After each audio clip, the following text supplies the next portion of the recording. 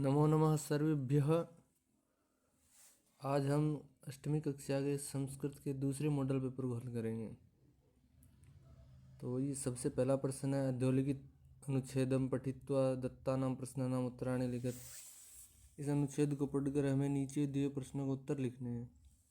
तो सबसे पहला है, एक पदेन उत्तरत। एक पद में उत्तर देना है हमें। केवलम प्रश्न त्रयम, 3 प्रश्न के उत्तर देने हैं।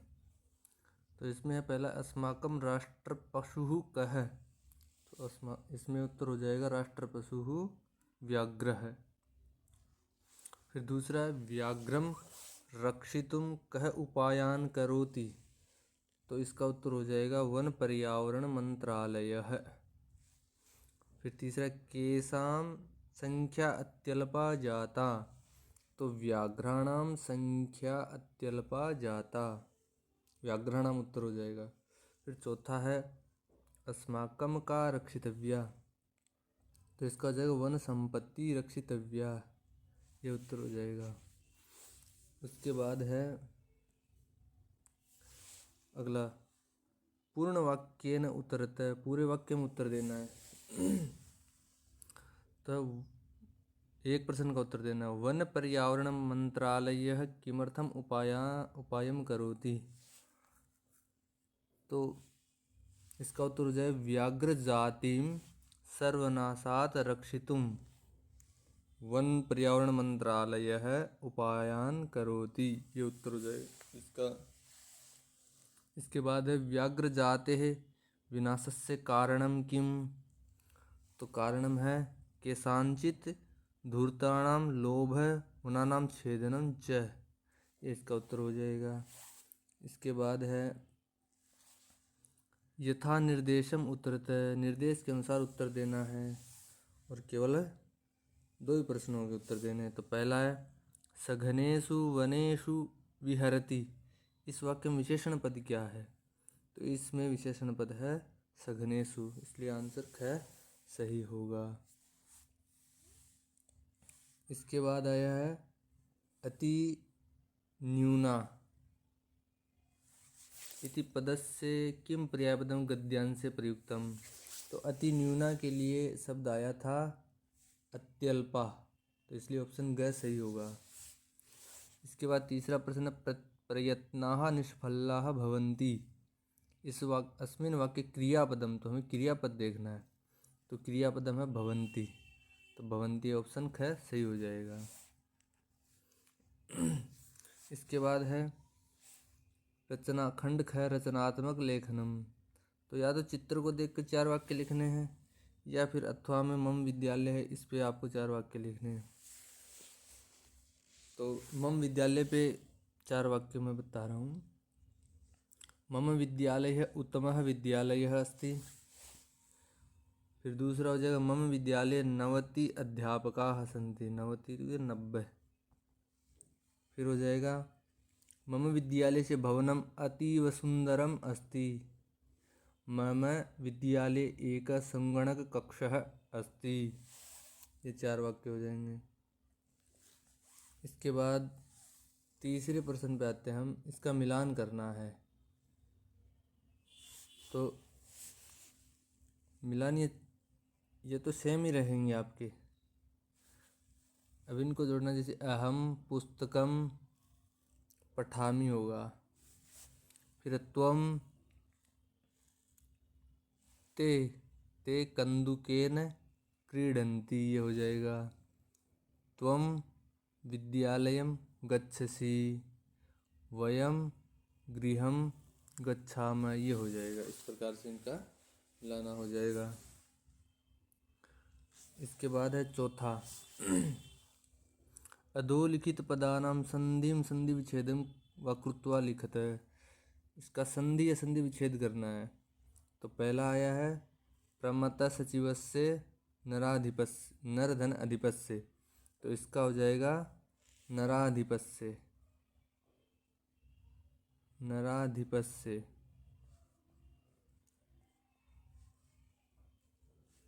तो इसका ऑप्शन नंबर क सही हो जाएगा।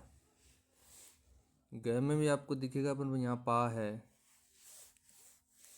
फिर है, दूसरा विनय वियानो नगारोहणम, तो नगारोहण के लिए हो जाएगा नग शब्द है, नग यानी पर्वत होता है, फिर आरोहण यानी चढ़ाई करना, तो आरोहणम, नग आरोहणम, तो इसका ऑप्शन हो जाएगा ख, सही आंसर हो जाएगा। फिर उसके बाद है तीसरा करगद, करगद उद्योगे वृक्षाणां उपयोगः भवति, तो इसका उत्तर हो जाएगा क ऑप्शन, करगद उद्योगे, ये हो जाएगा। फिर हो जाएगा चौथा है अभिमान धना विनयोपेता, तो इसका आंसर हो जाएगा ग, विनय विनये धन उपेता। इसके बाद में है पांचवा प्रकृति प्रत्यय, प्रकृति प्रत्यय संयोज्य विभज्य व लिखत है। प्रकृति और प्रत्यय को जोड़कर या अलग करके लिखना है। जैसे बताया है गंतुम, गम धातु है और तुमुन प्रत्यय है, इस प्रकार से हमें अलग अलग करना है। तो पहला है कृत्वा, तो सबसे पहले यहाँ तो आ जाएगा मूल धातु प्रकृति कृ, और प्रत्यय कौन सा त्वा, तो ये त्वा प्रत्यय हो गया, ये हो जाएगा पहला। फिर दूसरा है इसका खेल धन तुमुन, तो इसका हो जाएगा खेली तुम, खेली तुम। इसके बाद में पठितुम आया है, तो इसका हो जाएगा इसमें पठ प्रकृति और यहाँ आ जाएगा तुमुन। फिर है खाद धन त्वा, तो इसका बन जाएगा खादित्वा, ये हो गया हमारा पांचवा। इसके बाद में छठा मंजूषायाम प्रदत्तैः उचितैः अव्ययपदैः अधोलिखित वाक्येषु रिक्त स्थानानि पूर्यतः, तो मंजूषा की सहायता से उचित अव्यय पदों से इनको हमें क्या करना है, रिक्त स्थानों की पूर्ति करनी है। तो इसमें तीन करने हैं। तो पहला सत्यम जयते, तो क्या हो जाएगा सत्यम एव जयते, तो यह हो जाएगा एव, तो पहले में एव हो जाएगा। फिर दूसरा है विद्याम जीवनम व्यर्थम, तो विद्याम विना जीवनम व्यर्थम, दूसरे में हो जाएगा विना, विद्या के बिना जीवन व्यर्थ है।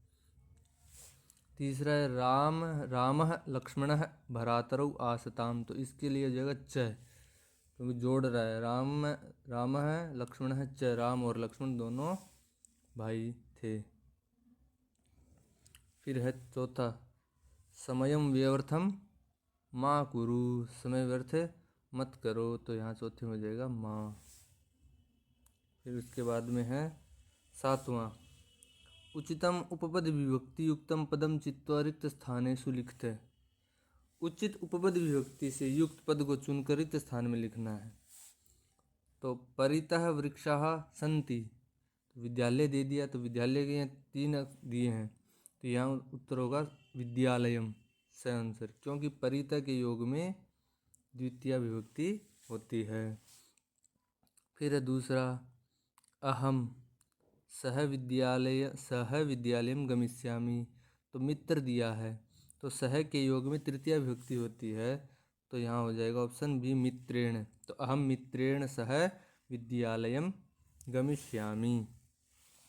फिर है तीसरा नमः देव, तो इसका आंसर हो जाएगा देवाय नमः, क्योंकि नमः के योग में चतुर्थी विभक्ति ही होती है। फिर है चौथा अभीतः नदी वहती, तो अभीतः के योग में भी क्या होती है, द्वितीय विभक्ति होती है, तो द्वितीय विभक्ति होने से पहला ऑप्शन सही होगा, ग्रामम अभीतः नदी वहती, गांव के दोनों ओर नदी बहती है।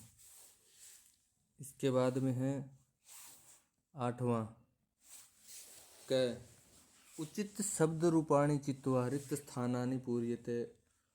उचित शब्द रूप को चुनकर रिक्त स्थानों की पूर्ति करनी है। छात्र है लिखति, छात्र किससे लिखता है तो कलमेन हो जाएगा कलमेन लिखति। फिर मम चत्वारिंशत् छात्राः सन्ति, मम क्या है, मम कक्षायाम, मेरी कक्षा में, तो कक्षायाम हो जाएगा यहाँ पे।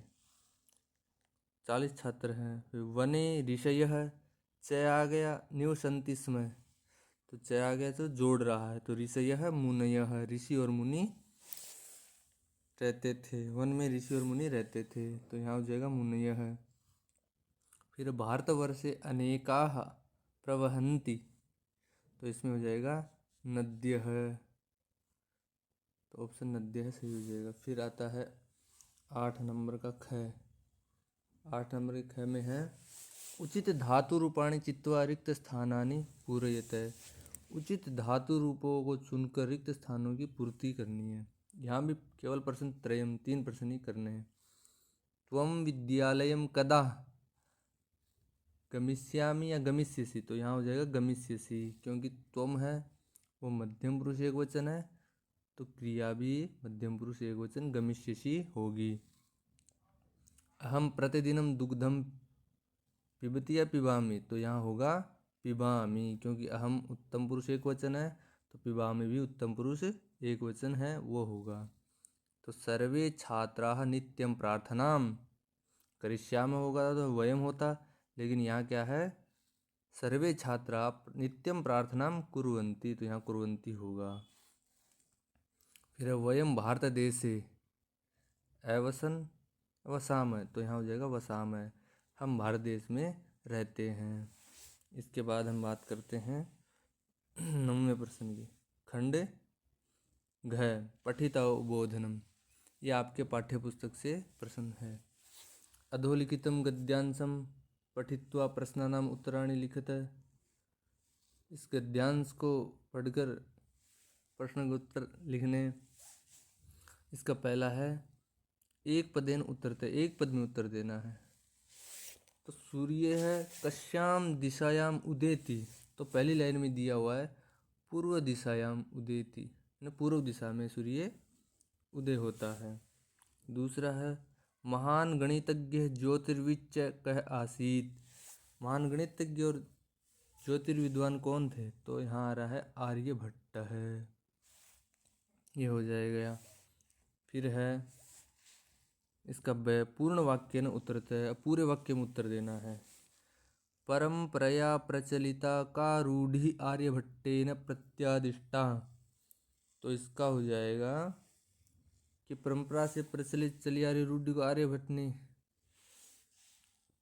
क्या बदला, तो कह रहे हैं कि पृथ्वी स्थिरा वर्तते इति परंपरया प्रचलिता रूढ़ि आर्यभट्टेन प्रत्यादिष्टा, पृथ्वी स्थिर है, यह परंपरा प्रचलित थी, वो आर्यभट्ट ने बदली।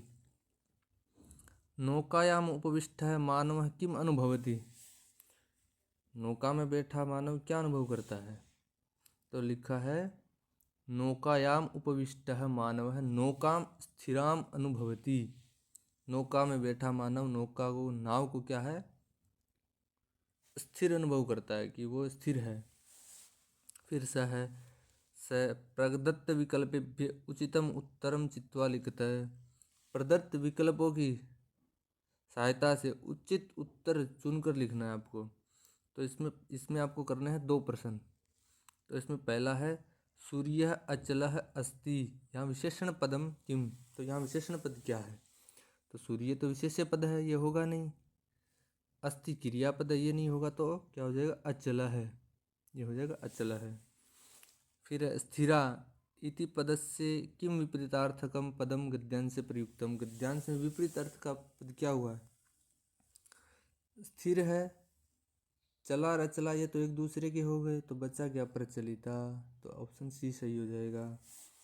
फिर तीसरा धरा इति पदस्य समानार्थक पदम गद्यांशा चित्वा लिखत है, तो समानार्थक पद लिखना है। धरा, धरा इत्युक्ते पृथ्वी, तो इसके लिए परंपरा नहीं होगा, स्थिरा नहीं होगा, तो पृथ्वी हो जाएगा, ऑप्शन बी सही हो जाएगा। इसके बाद है 10वां।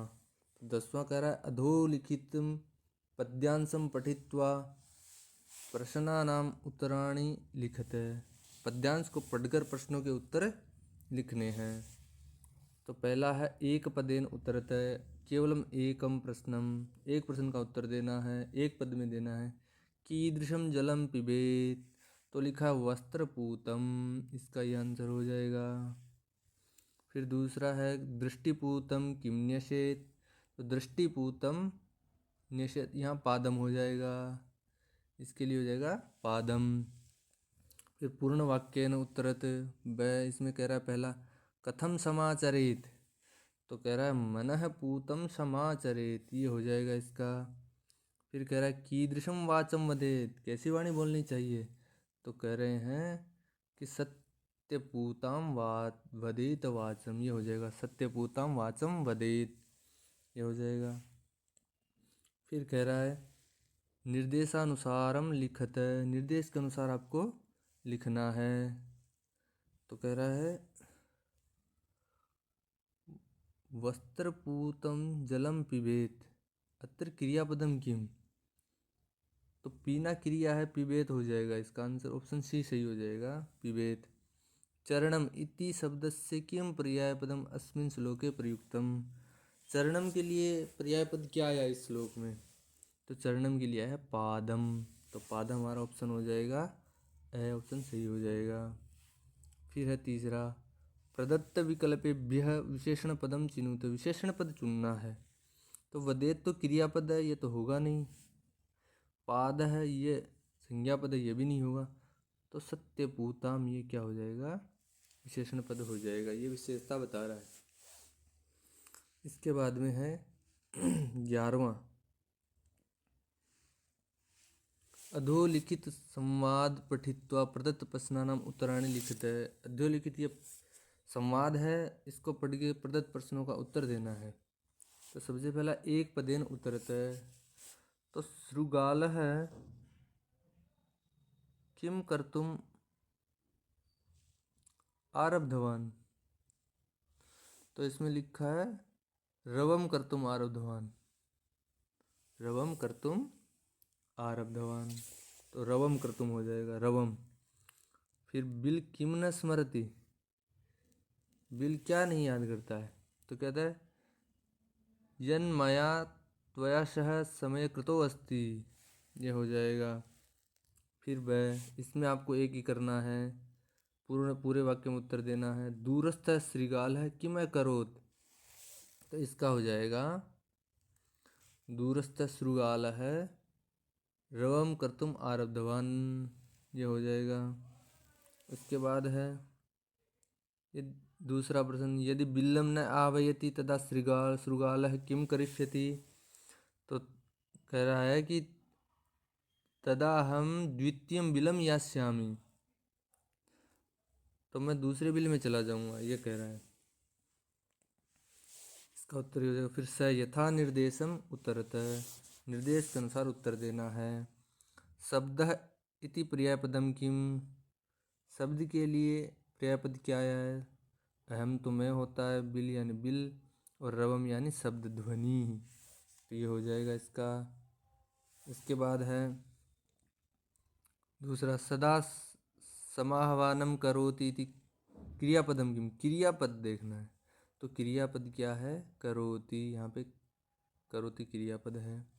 इसके बाद तीसरा है स्वामिनः सदा समावाहनम करोति इति अव्ययपदम, अव्ययपद देखना है यहाँ पे, तो करोति तो क्रियापद हो गया, स्वामिन है कर्तृपद हो गया, तो सदा बच गया, सदा क्या है, अव्ययपद है। इसके बाद है 12वां मंजूषातः समुचित पदानि चित्वा अधोलिखित श्लोकस्य अन्वयं पूरयत, मंजूषा की सहायता से समुचित पद चुनकर अधोलिखित श्लोक के अन्वय की पूर्ति करनी है। ये मंजूषा में शब्द दिए हैं, इनकी सहायता से इस श्लोक की पूर्ति करनी है। तो अभिवादनशीलस्य नित्यं वृद्धोपसेविनः चत्वारि तस्य वर्धन्ते आयुर्विद्या यशोबलम।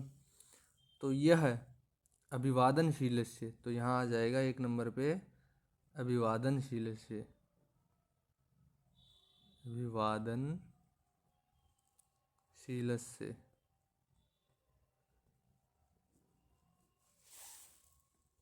इसके बाद 1 नंबर पे ये हो जाएगा नित्यम वृद्धोपसेविनः हो जाएगा 2 नंबर पे। तस्य आयुर्विद्या यशो चत्वारि वर्धन्ते, यशो बलम चत्वारि वर्धन्ते, यहाँ पे ये आ जाएगा चत्वारि। और फिर आता है 13वां प्रश्न, स्व पाठ्य पुस्तकात् 2 श्लोकौ लिखत प्रश्न पत्रात् अतिरिच्य। अपने पाठ्य पुस्तक के कोई भी 2 श्लोक लिखने हैं, ऐसे श्लोक लिखने हैं जो इस प्रश्न पत्र में नहीं हो। प्रश्न पत्र में आए श्लोकों को छोड़ के आपको वो श्लोक लिखने हैं। तो नमो नमः छात्रा, पुनः मिलामः एक बारम। धन्यवाद भवताम।